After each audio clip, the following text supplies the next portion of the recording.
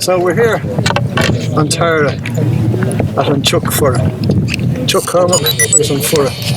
That's the house of King Cormac over there, and on Furra is the seat of judgment. And this is where the High Kings of Ireland would deliver judgments based on Brehon law. And Cormac McCarthy is the most famous for holding court here. Now when I say hold court, it was his power behind the decisions to back up the decisions. This stone here that people call the Leofoil is a piece of Newry granite, and it is not possible to stand on it without looking ridiculous. The actual Leofoil was a flat stone that you could stand on with ease. This particular stone, it's thought, was placed here by the O'Neills. It's Newry granite, and the names of nearly all the monuments on the hill connect to the O'Neills' attempt at High Kingship of Ireland. It failed for them, but they left this behind. So, for tourists it's called the Leofoil. For the rest of us, that's the O'Neill stone. Never mind that, this is the seat of judgment from which the Gael Society, pagan Celtic society, held its highest court, if you like to call it that. The reason we're doing this is 100 years ago on this very date, Pádraig Pearse was to read out the Proclamation on the Hill of Tara. With internal disputes and distractions, he didn't read it out on Tara, but he had chosen Tara and this flag. This is the Irish Republic flag. But because of political manoeuvrings, he ended up reading out the Proclamation on Monday morning outside the GPO to what's called bemused passers-by who hadn't got a clue what he was doing. It is said that this flag was made from the bedspread of Lawrence Janel. He wrote probably the best book on the Brehon laws.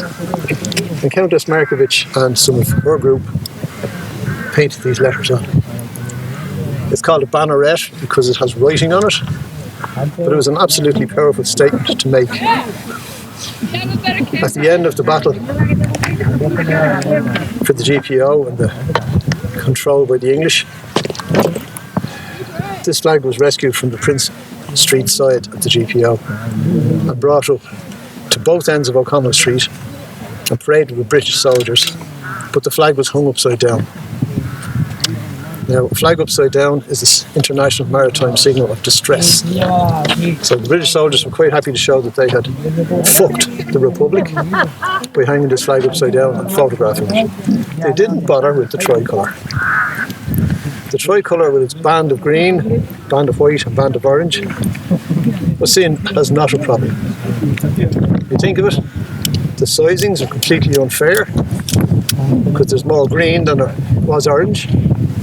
And if you put a big band of white separating them, then you're creating division. Right? You're not merging. They're becoming one here. The white and the orange sitting on the green. So, I'll launch. Well, I'll say one little thing more that's important to I don't usually pose for videos, so I forget where I'm at. On the Proclamation that was read out by Pádraig Pearse outside the GPO on the morning of the 24th of April, 100 years ago,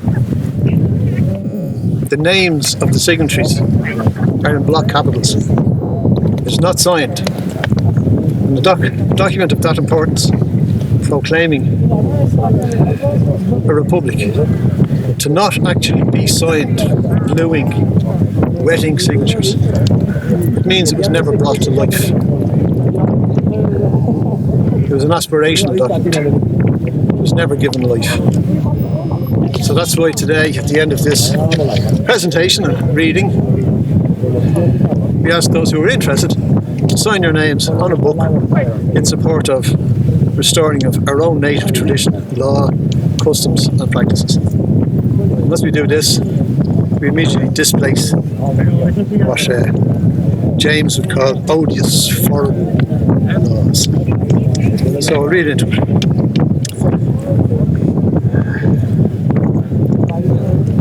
So today is the 23rd of April 2016. It's high noon. It's not 12 o'clock because the sun is as high as it's going to get today. And we're going to reinstate Gael Law. On the 23rd of April 1014, Brian Boru fought off the invaders. Won a great battle. Even forget that date is important. On the 23rd of April 1916, Patrick Pearse was to read out a proclamation here, this very spot in Furrow. And today, the 23rd of April 2016, the free people hold a sovereign assembly. Sovereign meaning you have all your power. Under the highest supreme being, you hold all your own power. You don't give your power to anybody to rule you. And we have our gathering here at the seat of judgment. So we're going to reclaim, or begin the process of reclaiming, the Republic of Ireland. This is where King Cormac McGarrett sat and gave judgment based upon old Gael law, properly called Fennicus. Just do a little word on that. People often think Brehon law was the law of the Irish. It wasn't. Brehon is judge. The judges did not make the laws back in the Celtic era. The judges were those who remembered the laws and voiced them. The people made the laws. This is the common law approach of old Gael law. And Fennicus, properly translated, means the law of the land tiller. So it's the farmer, the ordinary people's laws. Because they didn't write them down, it was up to the Brehon to remember these laws and to speak them out loud to help people to get proper judgments and proper understandings. So we're here today because of unfinished business. We, the sovereign people of Ireland, are the guardians of our indigenous laws, customs and traditions. The Republic is controlled by a representative government directed by the 1937 Bunreacht na hÉireann Irish Constitution. A democracy is a direct government ruled by 51% majority mob rule. And you can see what's going on today with the political shenanigans. They're trying to make 51% so they can continue getting paid for doing nothing. And they'll do anything to make that 51%. They don't have a mandate from the people. 75% said no to Enda. 75% said no to Meehold as well. But they're trying their damnedest to put something together to stay in control. They do not care about the will of the people. They only care about this 51% mob rule tactic. Democracy and a republic are often taken as one and the same thing, but there is a fundamental difference. In both cases, the government is elected by the people, but in a democracy, the majority rules according to their whims, whilst in a republic, the government rule according to the constitution, and the people have the right to opt out of majority decisions. Now, while that's denied us under the 1937 constitution, because we're not properly a republic. This is what I mean by unfinished business. The constitution should limit and control the power of government, ensuring some rights and protection to the minorities and the individuals. In all courts, Irish courts in Ireland, the 1937 Bunreacht na hÉireann is ignored. And maritime law, the law of equity, or English law, as exposed by the fringe tricolour, is rigorously applied against minorities and individuals. I'll explain that just a little bit. When you go into what's called an Irish court, you're in under English law. When they have a fringe on the edge of the flag, it means they're using war, sea time, maritime law, as if there's a war going on. They're able to enforce foreign law upon us. So Ireland is yet to become a full and proper republic. It doesn't say republic anywhere in our current 1927 constitution. We are not formally a republic. We're allowed to use the word, but we're not actually a republic. This sovereign assembly on Tara has the express purpose of now reclaiming our republic from the corrupt manipulators of truth, away from banksters, corporate vultures and deceiving politicians. Sovereignty was taken from the Irish people back in 1155 when a forged document called the Papal Bull Laudabilitor was allegedly issued by Pope Adrian IV, giving Ireland and all our people as slaves to the King of England, Henry II. This document never existed. The Vatican cannot produce a copy, will not confirm or deny. It's like the CIA, we can neither confirm or deny that it existed. But that was the document that was used by the Henry II as the justification for the rape and the pillage of Ireland. The exposure of this papal fraud, giving the sovereign people and resources of Ireland to a foreign imperial warlord to enslave and exploit, has been hidden from us all by the contrived false recording of our history. They always say that the victor writes the record of the history. But this is a compound fraud, and it has caused immeasurable hurt and hardship to our people. We reject the King James Proclamation touching the Earls of Tyrone and Tyrconnell on the 15th of November 1607 that was enforced upon deceased persons as a travesty of justice and consequently as null and void. The Crown and the Vatican continue today, with the willing assistance of their agents, with their efforts to erase the memory of a sovereign people and to deny the fraud they perpetrated on a free people. Current elected government practice and the permanent government that guides them, aka the civil service, have evolved from this Papal Bull Laudabilitor and the 1607 Proclamation. And our government does not recognise the natural rights of the sovereign people of Ireland.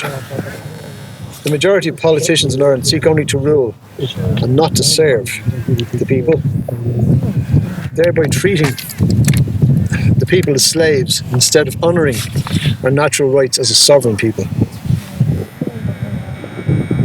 We, the sovereign people of the Republic of Ireland, now restate our rights and take our republic back from the dirty hands of the gangsters masquerading as elected representatives of the people. We take our republic back from the thieving Crown Courts, who are assisted by the Bar Council, who operate unlawfully as pirates on land. Bear in mind, the law they're using is a maritime law. Anybody who steals something under the law, with the assistance of the law, is a privateer, pirate. When they do it on land, they're breaking a different set of laws. Our constitution connects us to the laws of the land.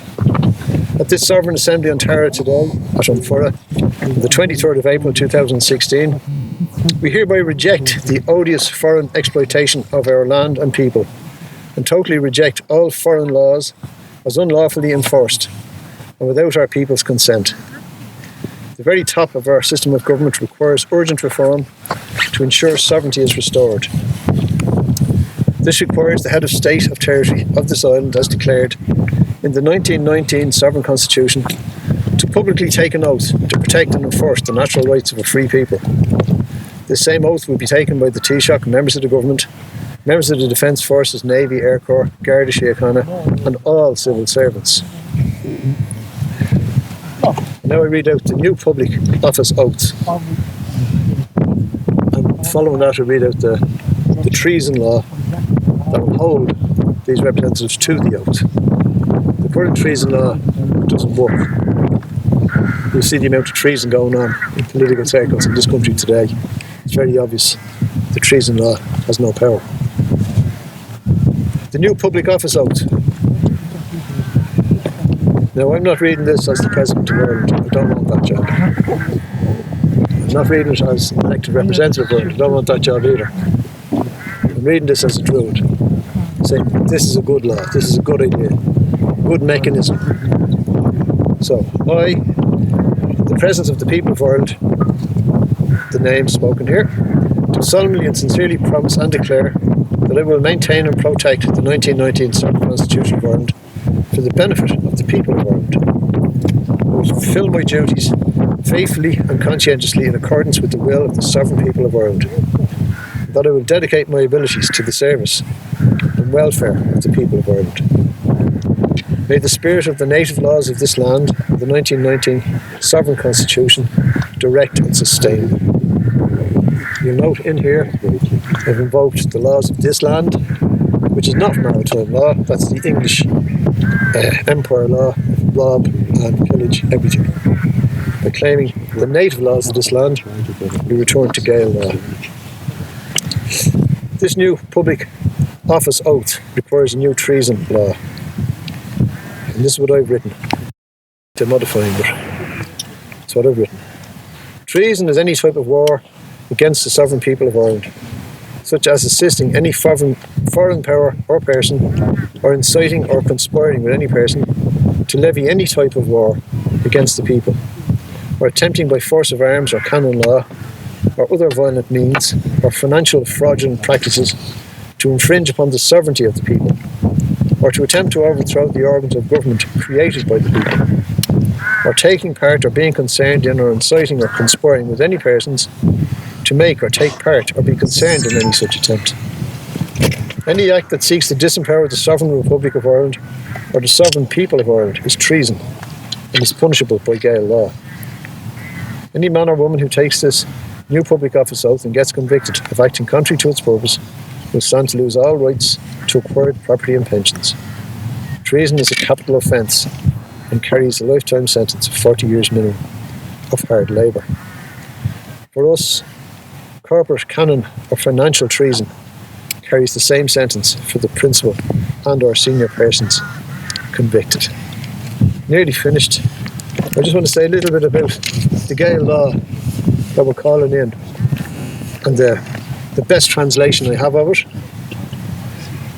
It is called Gael because through it advantage is obtained after disadvantage, property after the absence of property, possession after non-possession, truth after untruth, legality after illegality, justice after injustice, lawful possession after unlawful possession, right after wrong, order after disorder. Gael is the general name for every security by which one recovers his right. Gael is that which renders good to the good, which renders evil to the evil, which takes the guilty for his guilt. In English, this would be called the law of distraint. It is the main power in the old Gael law. We hereby restore Gael law and empower people's courts under this law of distraint and court Gael, as seen today by living witnesses, and from this day forward, supported by the following live person signatures. So that's my little speech. We have a book with us which we can sign. It can be kept here on the Hill of Tara. People will be guided to it.